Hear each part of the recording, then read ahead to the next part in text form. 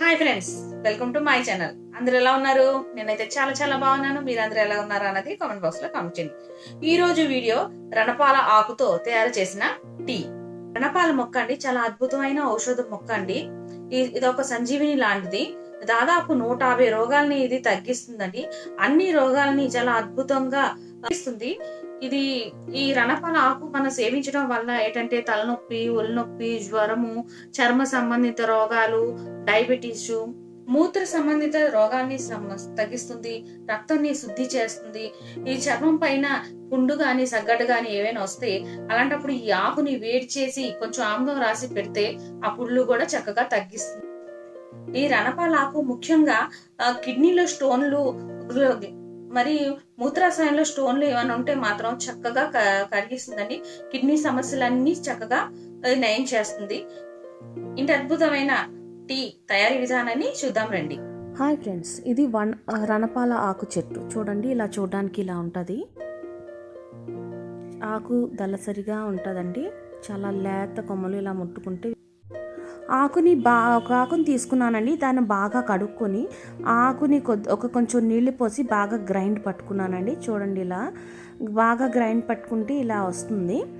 ఇప్పుడు ఈ మిశ్రమాన్ని ఒక గ్లాస్లో తీసి వడబోసుకుంటున్నానండి. వడబోసుకున్నాక చూడండి, మొత్తం వాటర్లా కిందకి వెళ్ళిపోయి పైన పిప్పు ఉండిపోతుంది. ఇప్పుడు ఈ పిప్పుని అలాగే ఉంచాలండి, పాడేయకూడదు.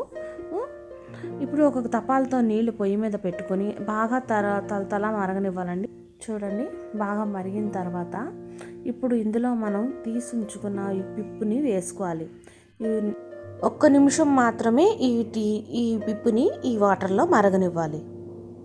మనం ఇలా మొత్తం రసంతో పాటు బాయిల్ చేయకుండా ఇలా ఓన్లీ పిప్పుని బాయిల్ చేసుకోవడం వల్ల ఏంటంటే ఆ పిప్పులో మిగిలిన ఉన్న అన్ని న్యూట్రియంట్స్ ఆ వాటర్లోకి వచ్చేస్తాయండి. మనం ఈ వడబెట్టిన వాటర్ ఇప్పుడు వేడి నీటిలో వేసి మరిగించట్లేదు. ఎందుకంటే ఎక్కువ మరగడం వల్ల అంటే దాంట్లో కొన్ని పోషక పదార్థాలు ఆవిరైపోతాయి. అందుకని మరిగించట్లేదు. ఓన్లీ వాటర్ ఏదైతే పిప్పు ఉందో ఆ పిప్పుని మాత్రమే మరిగిస్తున్నాము. ఈ పిప్పుని మరిగించుకున్న తర్వాత బాగా మరిగిన తర్వాత చూడండి, ఇప్పుడు ఈ మిశ్రమాన్ని వడబోసుకున్నాం కదా, అదే గ్లాస్లోకి వేసుకోవాలన్నమాట. వేసుకుంటే వేడిగా అయినా తాగొచ్చు, లేకపోతే చల్లారికైనా తాగొచ్చు అనమాట.